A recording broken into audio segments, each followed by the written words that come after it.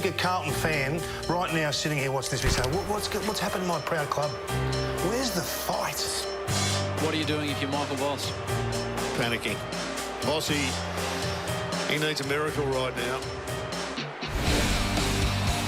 They were much too good around the contest for us, and you know, across the game, I felt like they, through a middle two patch there, they probably bullied us. They're getting bullied. They are beaten running, up. yeah. They're getting beaten up. How hard that would be for Michael Voss to cut deep. For the player that Michael Voss was, and that combative nature, for him to say we were bullied, that would be searing inside of him. This is a proud footy club, and they don't exist to waste time. If they don't think that Voss is the man, as they've done before, they'll rip the Band-Aid off and they'll move on. The gap between our best and worst right now is too big. I'd like us, in terms of the way that we play, to be further ahead than where we are. You feel like the next 10 weeks of the season that you're coaching for your future? I think it's more about staying present to where we're at. That's a concerning face there by Michael Voss. And I fear for Carlton. Red alert. Red alert. It is a bust cycle that is all too familiar. So we thought we'd break this up into 4 blocks, Gaz. The club, the coach, the players. But let's start with the performance. And the performance through the middle quarters was the collapse of hope and belief. Is they were bullied by a team that has been their long-term bunny. Yeah, I thought the boys did a great job on commentary. Brownie picked it up really quickly, and it sort of hit you in the face because that's not what you'd expect coming into this game, particularly given they only played back on Easter or Good Friday, and it was just a belting the other way. So it was shocking to watch it unfold. It was pure delight if you're a North Melbourne fan, by the way, and we'll celebrate them with Harry Sheasel tomorrow. So don't worry, Kangaroo fans, we've not forgotten you.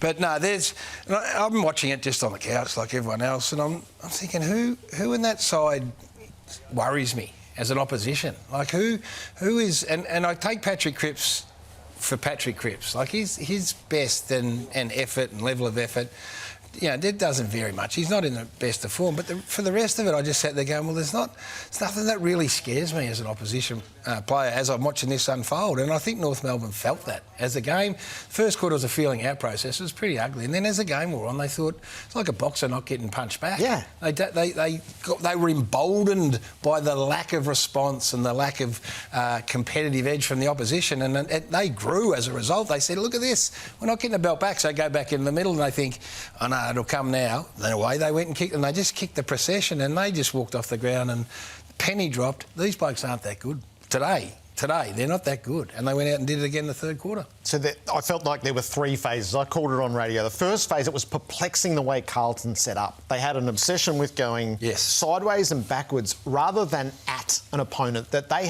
they've scored for fun against North Melbourne at their past 5. So I didn't understand the setup at all.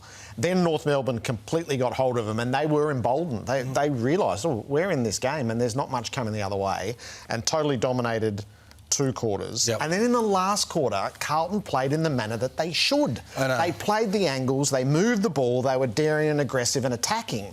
And this is, so my long-held belief with this Carlton setup is they traded away too much of their natural flair, what they're actually good at, in search of defence. And their game has been out of balance for a couple of years. And I thought we saw that again really starkly. Traded away. What do you mean? Players? They were searching for something that was more dependable in their game. They were streaky. They were a bit madcap at times. But when they got going, you couldn't stop them. They rode that for a certain period of time. And then they said, we're not going to win the flag doing that, so we need to concentrate on defence. But they lost all of this and they became so grim over time. And I just think their game is totally out of balance. They only look any good when they go like they did in the last quarter, and they only do it from time to time. Yeah, and we've seen that so many times across the competition. When the game's gone, then you can almost set your clock. You go, watch them come out here and throw caution to the wind and play with some abandon, and that's what they did in the last quarter. And the Kangaroos, they were just hanging on for dear grim life. They didn't know what to do. No, they didn't. They hadn't been in front by 40 points for a while. It takes a while to learn how to win. The players, the characteristics of the players. So there's lots at fault here, and when I say that not much scares you, that goes to the playing list. So, the back half is where teams generate run and drive, and I'm looking through that. I'm going, well, Sard and Hollands and Doherty and Cincotta, they don't really scare you with their ball use. But Charlie Curnow, for me, has been one of the great frustrations this year, because when you get to times like this, you go to your leaders, and Patrick leads, and then the next rung down is Charlie. Now, Charlie's playing on Toby Pink, who played a really, really good game. But look at that. I mean, he plays like a third or fourth half-forward flanker. He burns a couple in the middle. And this is your main man. This is the man who should stand up and say, we're going down here, but I will get to every contest. I will work myself into the ground. I will make Toby Pink think that this is the hardest day. Toby Pink would be one of the more... He wouldn't be disappointed because he played a ripping game, but when you said to him, what was it like to play on Charlie? I reckon he'd say, nothing like I thought. Yep. He didn't lay one tackle for the game, Charlie Curnow. Not a single tackle for the game. And there's 7 games this year where he hasn't laid a tackle. He's got to be better, Charlie, than this. He doesn't get to enough contests. He doesn't want to be the man. He doesn't want to be the bloke who... The indictment, Mitch McGovern lit him up in the last quarter. That should have been Charlie lighting him up. Get to the contest, kick the goals, excite the fans. Mitch McGovern's running around trying to pump everyone up because he got on a bit of a roll. And I looked at the other end of the ground for comparison, and Nick Larkey's going like a bastard, right? Nick Larkey's going as bad as Charlie. Nick Larkey works his backside off. Every single contest Nick Larkey's in, it's like a life and death contest. He's laid 5 tackles. He's throwing his body around. He's backing into... Charlie's playing like a third tall. He's playing out on the flank, and he's just sort of not really getting himself... Now, I know he's not helped by the way they set it up, by the way they kick it inside 50, Gerard, but he doesn't... To me, they go... They don't set it up for Charlie to be the match winner, and Charlie doesn't look like he wants to be the match winner. That's the guts of it for me. He doesn't say, get out of my way. The amount of times the players folded back and ended up in a 2-on-1 because he doesn't demand... like, all these blokes are sitting there with their defenders right in front of him, and they're 5 or 6 times the ball comes back for a 1-on-1 and their man comes off. Charlie's got to own what's going on instead of going, It just looks like me. He goes, I don't really want to be it. Mitch McGovern said, get out of my road, Charlie. And that's... for whatever Mitch McGovern is, he walked in and said, I'm going to go, you get out. And he went on a bit of a turn. So that, to me, is a bit of a measure of where he's at. And it's really disappointing. Didn't lay a single tackle for the game, had 7 touches, playing on Toby Pink, who's a journeyman, who's getting better and better, walked off the ground without a goal. That kind of sums it up for me where they're at. It's emblematic of a bit of a defeatism, I reckon. And we keep going, but they've got... Look, they've got him and they've got him and they've got him. Yeah, but Charlie, he don't want to be him. He wants someone else to be him. So emblematic is the word I was... That level of frustration, the coach. So this is his 4th season. He conceded in the aftermath that he expected them to be further advanced. He moved his language from that's not us to the gap between our best and worst is too wide. There's a desperation these days to get to, is he going to get sacked or not? We're not quite there yet. The question is, so they're going to have to win some games on the way in.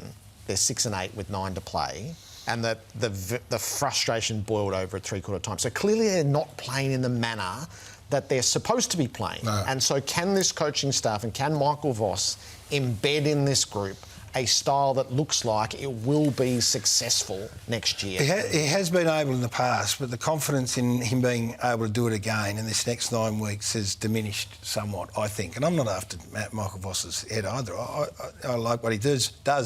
But the manner in which they play has just not kept pace with the manner in which the game has evolved. And then the next move for Voss is to go, can I get a bit more imaginative? Can I try and...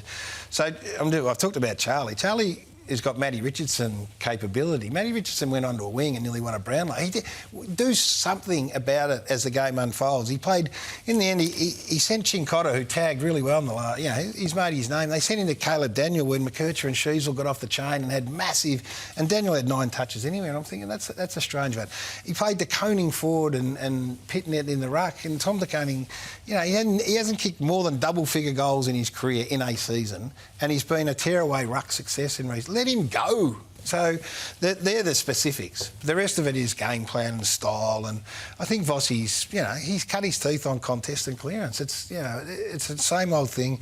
I wrote about these guys early in the year, the worst kicking team in the competition. So if you're going to try and build a more expansive game, you can't do it if you haven't got kickers. Well, here we are at round 17 and they're still bottom 3 in the competition for kicking. So it ties a hand behind your back. You want to be more expansive, you want to take the game on, you keep turning it over, you get gun shy and you go back into old habits.